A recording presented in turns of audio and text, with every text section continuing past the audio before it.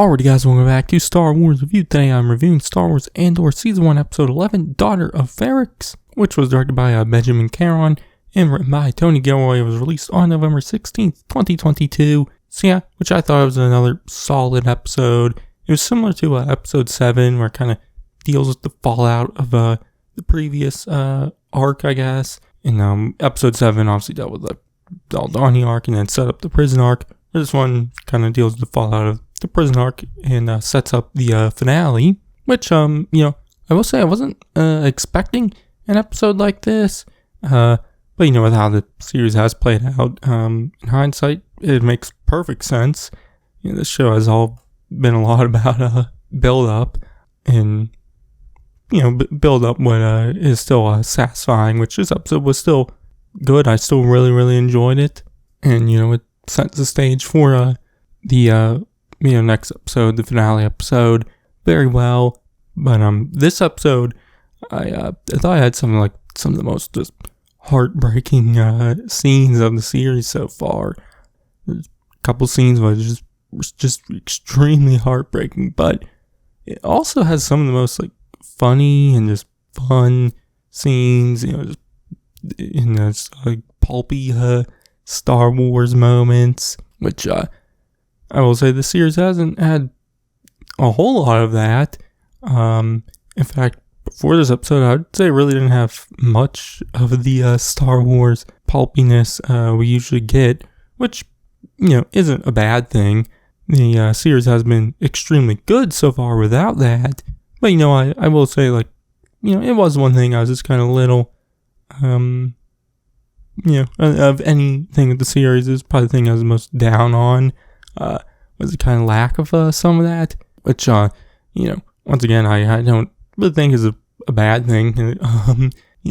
That's really my biggest criticism, I guess, and I wouldn't even call it a criticism because it really didn't bother me too much. And if this episode didn't really have that, and also the next didn't, I wouldn't have really cared that much. But it was still nice to get some of that moments in this episode. But even then, it was kind of just more like one scene, which I just really loved the kind of fun and silliness of it, which I'll get into that scene in a moment. But the episode, it starts with Cassian and Melshi still on Narkina 5, trying to find a way off-world. We see them dangling off this cliff, waiting for this TIE Reaper to fly away, which, eventually does. But, Melshi is, kind of struggling to hang on and whatnot. But Cassian kind of gives him some comfort, I guess. I guess kind of motivates him a little to hang on. But we then later see them finding these two aliens fishing, but they see that those aliens have a quadrumper, which Melshi and Cassian plan on stealing it, which Melshi just kind of makes a run for it, which Cassian doesn't like, but he follows Melshi anyways. But those aliens then see, and they activate this trap, which catches Cassian and Melshi in this slimy fish nets. But the one alien starts talking to them, which I just really love this scene. This is that scene I was talking about. The aliens are just kind of really goofy, but I believe the aliens are Caradines. At least the one is. I'm assuming both of them are. But Star Wars has so many weird, goofy aliens. Some I just love at first sight, and these two dudes were at first sight. The first shot we see of them, of Cassian and Melshi kind of looking down the cliff at them, I just was like, what are those? I love them. And when that one starts speaking and he's just so goofy, I just absolutely loved it. There was just something about them I just really enjoyed. I guess some comparisons in the Mandalorian, Dr. Mandible, the big ant thing I loved. Obviously, the cantina scene in A New Hope has so many aliens are just so weird, but I just love so much. One, I don't know the species name in The Rise of Skywalker. Claude, I think was his name. I don't know the species. I really like him, but I just love goofy ass aliens, and these two dudes were just extremely goofy. But anyways, back to the episode. They catch Cassian and Melshi, and they're kind of like seemingly like maybe gonna turn Cassian and Melshi in and whatnot. But they start talking about the Empire ruining their water, and therefore also all the squigglies, I think they call them, which I'm assuming are fish. They probably use as food, and so they just free Cassian and Melshi, like, oh, where you want to go? Which Cassian says Niamos. But I love this scene so much, and I just love the kind of like, it seemed like they're gonna be bad, but then it's just like 1 second you're like, oh yeah, where you want to go? It's just so funny. But anyways, we see a scene of Cassian now back on Niamos. He's back in his little room, which is now taken by some aliens who are sleeping in the bed. But his box is still in its spot, and he opens it up, and all his credits and his blaster, and also Nemec's manifesto is still there, which Cassian accidentally kind of opens the manifesto and starts playing, but he quickly shuts it so the alien doesn't hear it. But there is one more scene with Cassian and Melshi, which I'll get back to later. But first, I'm going to dive into everything else in the episode, which first we see back on Ferrix, which this moment was just extremely heartbreaking. It's kind of, I guess, maybe some POV shots of B2, and we learn that Marva has passed away, and the daughters of Ferrix, I think they're called, and Brasso were there kind of collecting some stuff up and whatnot, and to also take Marva's body away. But B2 is extremely upset over all this, and we see Brasso trying to comfort B2, but we then see the daughters of Ferrix take away Marva's body, and we see B2 watching it out the window and whatnot. Is extremely heartbreaking. But also, when he was talking to Brasso, he says he just wants Marva and nothing else, even though that she's no longer there, which just was extremely sad. I hated seeing B2 in that state, and also knowing that Marva had passed away.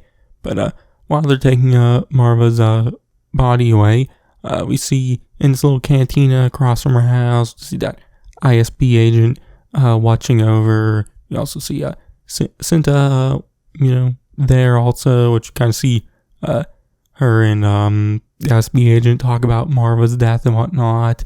But we then later see some of the ISB officers in the headquarters reporting to Dedra Miro about Marva's death, which Miro tells them to kind of give the citizens the permits to hold a big funeral, probably so they can lure Cassian in. But in the scene also we learn that the people of Ferrix, I guess, when they die, they get turned into a brick and then used on a wall somewhere in the city, which I thought that was a really cool neat thing. But back on Coruscant, we see Clea in the shop, Luthen's shop, working on stuff, which Vel then shows up to talk, which Vel doesn't want to go through all the fake acting stuff, like she's shopping there and whatnot, which Clea is a little mad about that. But eventually Vel tells her about Marva's death and how Cassian might show up. And Vel says that she's going to head to Ferrix soon. But once again on Ferrix, we get a scene of Brasso heading to Marva's house. We still see Cynthia and the ISB agent watching over them. But it's later at nighttime. We see Brasso, getting ready to head out back to his place. But and he's trying to get B2 to come with him. But B2, still wants to stay. It's still waiting for Marva. but, Brasso tries to convince him to come, but B2 suggests that Brasso instead stay there for the night, which Brasso gives in and agrees to do it for one night, which once again was just so sad seeing B2 like that. He's very much like a dog, I guess, who can kind of speak, so it's just, seeing him just waiting by Marva's chair, or just, in the little charging, waiting for Marva to come. It's just extremely sad. But we then see Bix, who's in extremely bad shape, still having trauma over being tortured by Dr. Gorse in the ISB.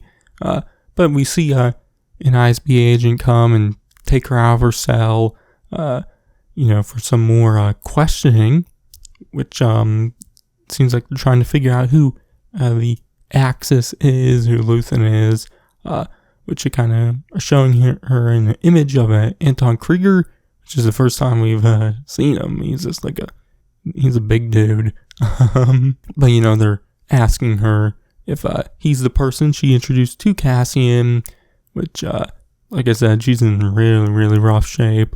We don't see her give an answer, but they do threaten her with bringing back Dr. Gorse, which, probably, they probably will, no matter what answer Bix gives. But we do get more of Mon Mothma also. You see Vel come to see her again, which Mothma is watching Lita do this like chin drilling ritual thingy, which I guess also kind of involves the arranged marriages. But Vel obviously doesn't like it, which Mothma explains that wasn't her or Perrin's idea. It was Lita's, and then Lita wants to do it, which Vel asks Mothma if she's taking proposals, which Mothma then explains all the trouble she's in, which we see them later in the other room. Mothma explains how she's going to get in trouble for all the credits she doesn't have, I guess, and how she needs to replace a bunch of them, and that she was going to Tacoma to try to get help there, but then with everything with Aldani and whatnot, she can't just transfer money anymore, and so now she's screwed, which Vel asks her if Luthen knows, and Mothma says that, he doesn't, but Mothma says that she, might have a solution, referring to Davos Skolden, which, she might end up going through with it. Obviously, this episode showed that Lita is all for the Chandrilan, stuff and the arranged marriages and whatnot, so that's once again sad. So yeah, which definitely interested to see where everything goes with Mothma in the next episode. Definitely because all the other characters, it seems like all their paths are heading towards Ferrix right now. Mothma isn't, so definitely interested to see how everything goes with her in the finale. But we then see Cyril Karn, sleeping, but he gets woken by his mother saying that he has a call for him, which he goes and answers it, which it turns out to be Linus Mosk, who's now a smelter in his factory, Morlana 1. But Mosk tells Karn about Marva's death and how Cassian might show up to the funeral, which during the scene we see Cyril try to shoo away his mother, but his mother stays and eavesdrops on the conversation, and then afterwards just once again dunks on Cyril. But later we see Cyril waiting outside the apartment, waiting for his mother to leave, which once she does, he heads back in and then goes to the safe and takes a bunch of credits so he can seemingly head back to Ferrix, which I wouldn't be surprised if he ends up capturing Cassian or maybe possibly Luthen, and then bring him or both to the ISB or something like that, and that kind of gets him in to the ISB. I don't know, we'll just have to wait and see. But talking about Luthen, we do get more of him. We see him back on Segra Milo to talk to Saw, which beforehand we see Two Tubes and some others take Luthen's weapons and whatnot.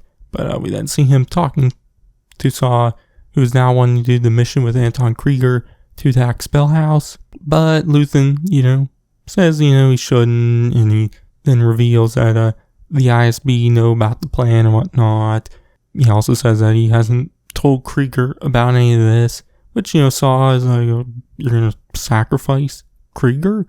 And, Saw kind of gets paranoid about all this, thinking that, knowing that Luthen is willing to sacrifice other rebels, it, could eventually be him. But Luthen does say that he doesn't know Krieger, and so, if Krieger just gets captured and whatnot, Luthen won't be outed, but he knows Saw, so he wouldn't do that to Saw. But, Luthen also kind of reveals that he has spies, and so that paranoids Saw even more, thinking that, there's spies currently in the room with them, which Saw tries to get Luthen to say who the spy is, which Luthen lies and says it's Two Tubes, which Two Tubes is now, angry about it, and kind of gets into Luthen's face, which Luthen then grabs Two Tubes' blaster, and then points at Saw, so, Luthen can kind of control the situation, I guess, and kind of be able to talk to Saw, which Luthen says that, if they tell Krieger about the ISB knowing, and Krieger pulls out on the, out of the attack on Spellhouse, the ISB will kind of be more cautious over everything and every, piece of information they get. But if they let them take Krieger out, they'll kind of feel indestructible. So, it's smarter there to, just let the ISB have Krieger. But also, Luthen is wanting to protect Lonnie and whatnot inside the ISB. But, with the scene, Luthen kind of, puts the blood on Saw's hands also. Which, it seems like Luthen, or Saw kind of gets Luthen's point and agrees with him to not tell Krieger or attack Spellhouse. So that's definitely a great scene. I've really loved Forrest Whitaker as Saw in this series so far, and just 2 episodes he's been in, just 2 scenes. Once again, I say that with every single character so far in this show. I just love every single one of them. But later we see Luthen back on his ship, the Fondor, and he kind of calls up Clea, which are using some coded messages and whatnot. Talking to each other using coded messages, basically making it like they're talking about getting art pieces and whatnot, which Luthen says he closed on one piece, referring to Saw, but is more interested in the other one, referring to Cassian, which Clea, says it's a crowded market, and that Luthen shouldn't go for it, but, Luthen is, really wanting the piece, and so seemingly Luthen will go and get the piece, but their conversation gets cut off because Cantwell Arrestor Cruiser shows up and, starts to pull Luthen into their tractor beam, which Luthen tries to talk his way out of it, but the Imperials aren't having any of it. So Luthen then uses his special weapons he has on the ship, which destroys the tractor beam, which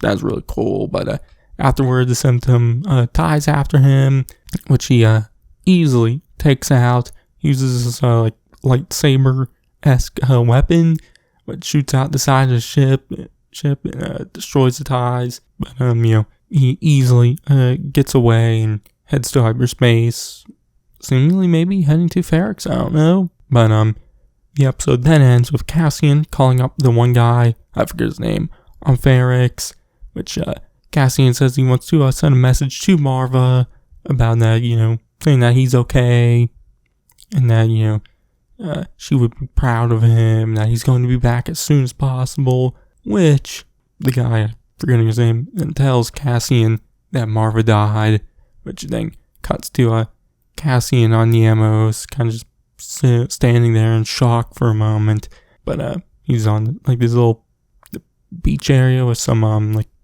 payphone like things, but he then walks out and talks to Melshi, which Melshi asks if he got through and if everything's okay, which Cassian kind of just sadly responds with yeah, everything okay. But Melshi then talks about how how many of them made it out of the prison, and that what if they're the only ones, which he talks about how the galaxy needs to know what happened to them on Narkina 5, and he suggests that they should split up, I guess, so they don't get caught together, which Cassian agrees with that, and gives Melshi a blaster, and then they say their goodbyes. But the last shot is of Cassian looking out at the sunrise on the beach, grieving his mother. So yeah, but that was obviously an extremely sad moment. And like I said earlier, this episode had some of the most sad and heartbreaking moments, like that ending, everything with B2 and Marva, the scene with Bix also. But it also had some most fun moments, like with the 2 alien dudes and the space fight with Luthen and the Cantwell arrestor cruiser and whatnot.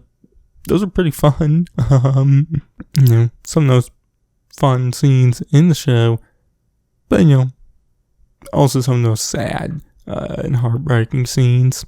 So yeah, but the episode, thought it was great. Set the stage for a big finale on Ferrix. But yeah, my grade for this episode, I'm gonna give it an A-. So yeah, but that's gonna be it for this one. I'll have a review of episode 12 when that comes out, so you can check that out then, and follow it up with a season 1 review. But in the meantime, check out my reviews on the first 10 episodes and everything else to do. I've been sorry, I'll catch you guys in the next one. There's fermenting out there, son. Pockets of fermenting. You're in my net. Are you a fish? Or are you a thief?